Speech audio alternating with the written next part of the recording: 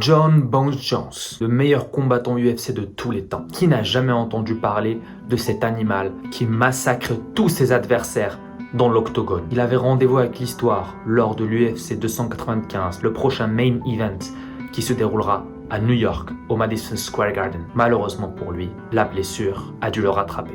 Jones déclare forfait contre Stipe Miocic. Gros coup dur pour le monde de l'UFC et du MMA.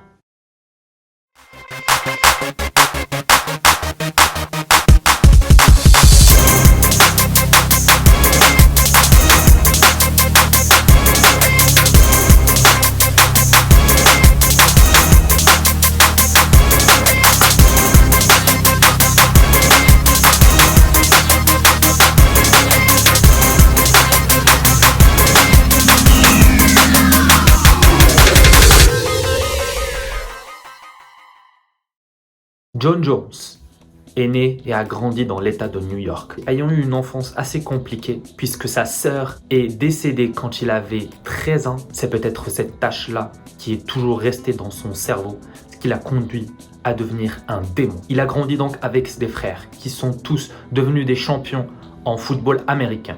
Lui ne trouve pas sa voie dans le football américain, mais s'épanouit plutôt dans la lutte. Et de fil en aiguille, il commence à découvrir le monde du MMA et décide d'avoir une carrière dans ce sport dont il tombe tellement amoureux. À ses débuts, dans des petites ligues américaines, John Jones impressionne tout le monde. Que des KO, des techniques que personne n'avait vues auparavant. Jones était déjà là en train de révolutionner le monde du MMA. Ce qui a donc attiré l'attention de l'UFC et de Dana White. Ils ont donc décidé de le signer pour un dépannage à l'âge de 21 ans. Lors de son premier combat à l'UFC, Jones impressionne le monde entier. On avait l'impression qu'il avait des années d'avance sur tout le monde. Il pulvérise son adversaire sans aucun scrupule et gagne son premier combat à l'UFC. La machine est donc lancée. Jones domine la catégorie des mi-lourds pendant des années. Malheureusement pour lui, il a dû subir une défaite. Lui qui est normalement invaincu, une défaite qui n'est pas régulière puisque c'était une disqualification suite à un coup non autorisé qu'il a effectué lors d'un combat. Cette disqualification-là ne l'a pas du tout affecté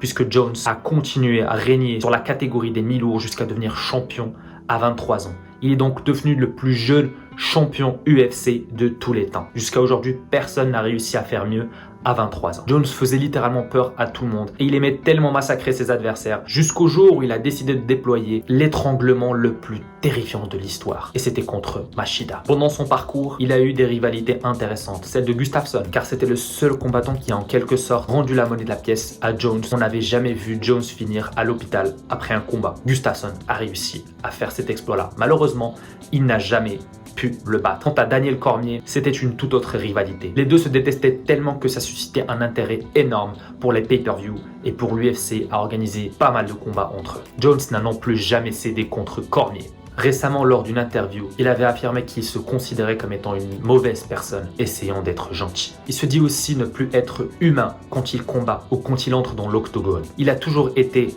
attiré par l'odeur du sang. Un vrai animal. Ce qui donc l'a conduit à être impliqué dans beaucoup de crimes. Accidents, violences conjugales, consommation de substances illicites, stéroïdes. On a l'impression que ces démons le hantent tout le temps. Et il aime malgré lui être dans la controverse, ainsi que de se faire mal à soi. Ça a donc toujours été ça le problème de Jones. Car en quelque sorte, le MMA lui permet de se défouler et lui permet de légalement faire mal à quelqu'un. Car quand il n'est pas dans la cage, il dérape ailleurs. Et cette pulsion qu'il a et ses démons l'ont toujours détruit mentalement. Néanmoins, ça ne l'a jamais affecté dans ses combats puisqu'il n'a toujours pas perdu. Ce qui l'a donc mené à accéder à la catégorie supérieure, la catégorie des poids lourds. Tout le monde s'attendait à le voir combattre Francis Ngannou, le champion des poids lourds à l'époque. Lui qui terrorisait justement tout le monde dans cette catégorie des poids lourds car c'est un combattant hors norme. L'affrontement entre les deux combattants était le meilleur combat que l'UFC aurait pu proposer dans toute son histoire. Malheureusement, Francis Ngannou a eu un désaccord avec l'UFC, ce qui l'a donc mené à claquer la porte et à signer au PFL. Résultat des courses, John Jones a combattu le Français Cyril Gane et l'a donc éteint en 2 minutes. Ce qui l'a donc conduit à décrocher la ceinture des poids lourds. Mais Jones avait encore faim. Sur le moment, il avait invité Stipe Miocic à un combat pour enfin dessiner le meilleur combattant de tous les temps dans la catégorie des poids lourds. Car en quelque sorte, John Jones a eu sa chance qu'une seule fois, c'était contre Cyril Gane et il estimait que ce n'était pas un combattant à sa portée. Cependant, Stipe Miocic, lui, double champion des catégories de poids lourds, intéressait vraiment Jon Jones. Ce combat-là, il le voulait. Il était motivé et il était prêt à aller battre Stipe Miocic et devenir non seulement le meilleur de tous les temps dans sa catégorie des poids mi-lourds, mais également dans la catégorie des poids lourds. Malheureusement, aujourd'hui, Jon Jones s'est donc blessé, une blessure assez sérieuse puisqu'il s'est déchiré le pectoral lors d'une séance de sparring. C'est donc un vrai coup dur pour l'UFC qui comptait organiser ce main event, l'UFC 295 à New York au Madison Square Garden.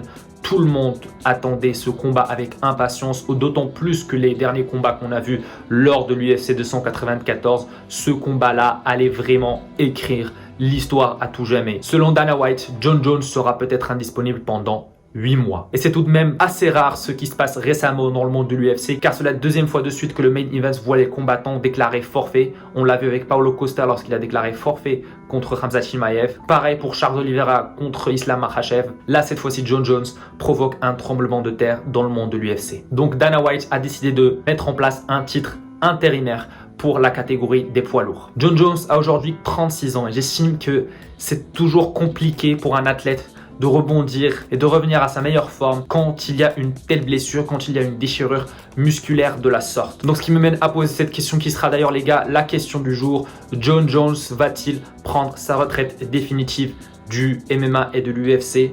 Dites-moi ce que vous en pensez les gars dans les commentaires, ça m'intéresserait vraiment de voir vos avis. Du coup les gars, c'était tout pour cette vidéo concernant Jon Jones. Moi personnellement, je suis assez choqué, assez déçu de ce qui se passe en ce moment pour Jon Jones car j'attendais impatiemment ce combat. Malheureusement, il ne va pas se produire. C'est dommage, c'est dommage. Du coup les gars, comme d'habitude, n'hésitez pas à vous abonner, à activer la cloche pour ne rater aucune de mes vidéos, à liker, commenter et partager pour le référencement, ça me fera vraiment plaisir. Nous les gars, on se retrouvera lors d'une prochaine vidéo. Prenez soin de vous. Ciao ciao.